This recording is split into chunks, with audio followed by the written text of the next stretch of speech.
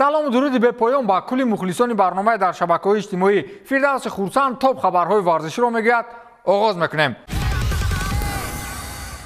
Мадрид бо Челси ягон мушкилӣ надошт ва надорад. Аз он тараф Милан ва аз ин тараф Реал аввалин шуда ба марҳилаи нимниҳоии Лигаи Чемпионҳо баромаданд. Интригаи аз ҳама асосӣ дар бозии дастаҳои Милан ва Наполи буд. Милане ки бе ягон шонс муқобили Наполи дар серияи А мағлуб мешуд. инҷо Позар ё худ антивируси Наполиро пайдо кард ва баъди ғолибияти калон дар серияи А ҳамакнун аз Лигаи Чемпионҳо низ берунаш сохт. Дигар аз дасти Хивича ва Виктор Осимхен ба қавле ягон бало наомад. ҳарчанд Виктор баъди баргашт аз осеби на он қадар тӯлонӣ як гол зад, вале ин гол ҳеҷ суде ба натиҷаи бозӣ наёвард. Оливер Жиру ҳарчанд як фурсати 100% голиро дар симои пеналти аз даст дод, вале баъдан бо як гол ҷубронаш кард. Рафаэл Леао ва Жиру Ибраҳим Диас воқеан майдонро ба қавле хурданд. Наполи охир дигар роҳи шикасти Миланро пайдо накард. Миланиҳо дар се бозии охире ки аз дастаҳои феълан дурахшони Аврупо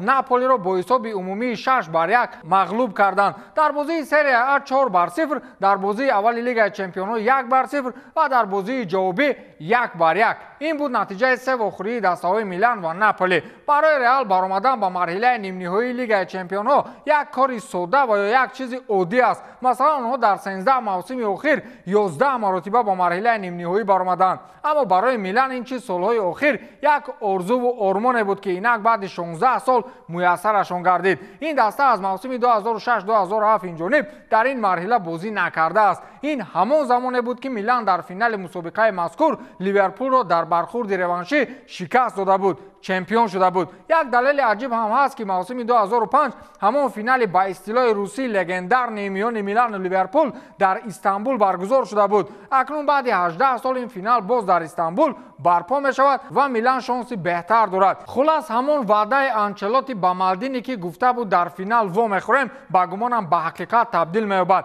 ӯ сармураббии Осасунаро ҳам ҳамин хел гуфта буд.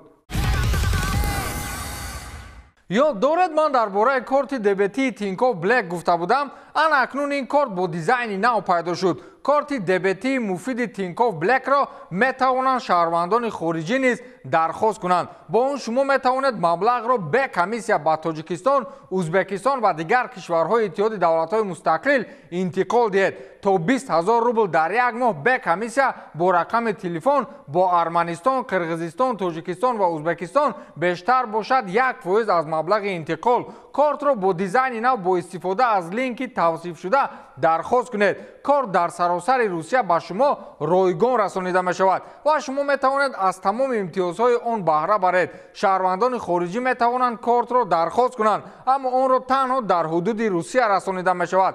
бартариҳои корт: имконияти анҷом додани интиқоли фаврӣ то 20 000 рубл дар як моҳ, зиёда аз 20 000 рубл дар як моҳ комиссия 1% аз маблағи интиқол ҳангоми интиқол, рақами телефон бе комиссия ба Қирғизистон, Тоҷикистон, Узбекистон ва Армения бо рақами телефон тавассути барнома. ба дигар кишварҳои Иттиҳоди давлатҳои мустақил интиқолҳо бо рақами корти қабулкунанда дастрасанд. шумо фавран мебинед ки чӣ қадар маблағ бо пули миллӣ бе комиссияи пинҳонӣ ба қабулкунанда меояд. қабулкунанда метавонад фавран пулро бе рафтан ба бонк истифода барад. барномаи қулае ки дар он бо чанд клик на танҳо интиқолро анҷом додан, инчунин масалан барои хизматрасонии коммуналӣ, алоқаи мобилӣ, андозҳо интернет, ҷарима, боҷҳои давлатӣ бо истифода аз реквизитҳо ё QR-рамз пардохт кардан мумкин аст. ман дар ҷои описани силкаи онро мегузорам ва шумо даромада дархост кунед. ҳамагӣ 3 дақиқа вақтро мегирад, аммо ҳазорҳо мушкилӣ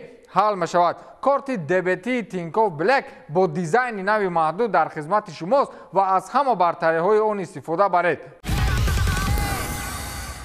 хайр, дар мавриди Реал ҳарфам назанем мешавад. онҳо дар лигаи худ бозии навбатии худро муқобили Челси баргузор карданд. ба гумонам дар бораи ин бозӣ ҳамин қадар гап гӯем бас аст. ҳарчанд Челси шонси зиёд дошт то камбеки нотакрореро баромонад, вале нашуд ки نشد. رئال همگی 2-3 فرصت گلزنی داشت که از 2 تا 8 ثمراناک استفاده بود. دیگر بازی رو اشرف زاده ها اداره میکرد، بگویم اشتباه نیست. سر اول کوکوریا و بعداً کانته و چند بازیگر دیگر شانس های عجیب داشتند، اما استفاده بردن نتوانستند، چون که در خط دروازه سابق دروازه‌بان چلسی تیبو کورتوا قرار گرفته بود. هر وقت تیبو به توپ میرسید، اعتراضچیان و یا نوروزیچیان استنفورد بریج با یک صدا هشتگ میکشیدند و به حالت روانی تیبو کورتوا خلل رسانیدنی میشدند. اما این تاکتیک هم کار نداد. برای انجام سیف‌های عالی در شبکه‌های مجازی الکی تیبو رو با سوپرمن مانند کردند. این البته که بعد ماجراهای گذریشش از چلسی به مادرید با مخلصان لندنی پسند نمیآید.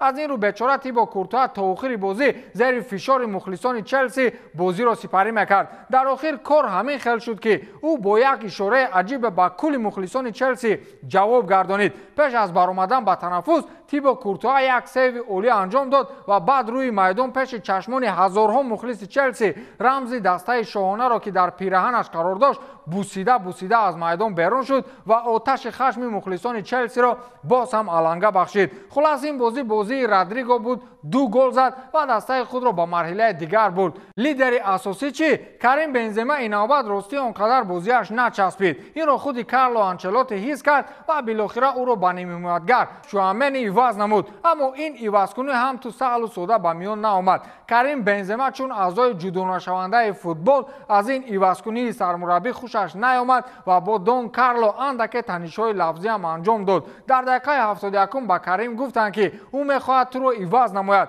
بعداً در همین حال جانب آنچلوتی ناراضیانه نگاه کرده است و داد زده است که من خود را خوب حس می‌کنم. اما این اظهار ناراضگی او به متخصص ایتالیایی یگان تاثیر نرساند و کار خود را کرد. حتی وقتی میدان را ترک کردند کریم سرمربی را آنگونه نگاه دارد که گویا بعد بازی حتما او را می‌کشد. بعداً آنچلوتی در نشست مطبوعاتیش گفت که در رفت بازی یکی از حریفان به پای بنزما ضربه سخت زده بود. هرچند کریم این را آشکار نمی‌کرد ولی این درد بر رفت بازی ما تاثیرگذار شد. از این رو عوضش کردم، گفته است کارلو آنچلوتی. بعد بازی مذکور یک عکس دیگر در شبکه‌های مجازی برآمد که مخلصان را به شردهی وادار ساخت. بعد غالبیت رئال در اتاق لباسی بازیکنی ژائو فلیکس از چلسی و وینیسیوس جونیور از رئال یک جای چی موضوع را محاکمه کردن می‌خندند. مخلصان رئال که سال گذشته نسبت ترانسفر فلیکس خیلی هوشکشال بودند باز به محاکمه درآمدند و گفتند که او می‌داند که خطای بزرگی را از گزارشش به اتلتیکو انجام داده است.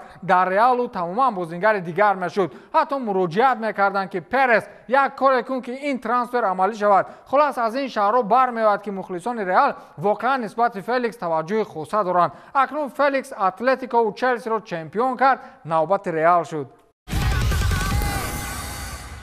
اکنون همه چی معلوم شد. شب گذشته 2 بازی دیگری دور چهارک نهایی برپا گردید و اشتراکچیان دیگری مرحله نیم نهایی نیز بعد رئال و میلان معین گردیدند. سیتی و باواریا 1-1 مساوی کردند و با 3 دریات دسته منچستر سیتی شماره عمومی گل‌ها را 4-1 ساخت و برای شکست رئال در نیم فینال عزم گرفت. از جفت دیگر باشد اینتر و بنفیکا بازی را 3-3 کردند و با 2 دریات شماره عمومی گل‌ها 5-3 به فایده اینتر شد و 2 دسته میلانی را در نیم فینال برای ما هدیه ساخت.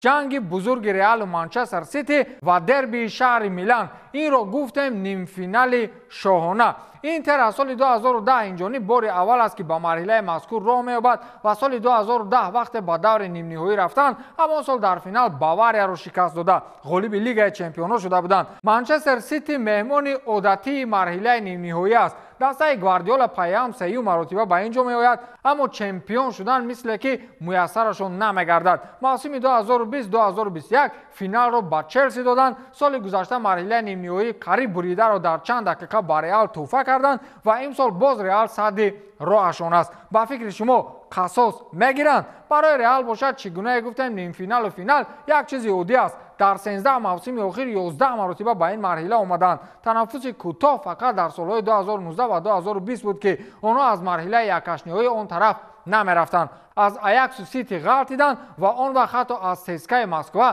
شکست خورده بودند. اما 2 سال اخیر دیگر رئال آن رئال نیست. بازی‌های دور نیم نهایی روزهای 9 و 10 می صورت خواهند گرفت. خیر کدامش فینال می رود در شهر نویسید. با همین تمام تا دیدار نوبتی خیر.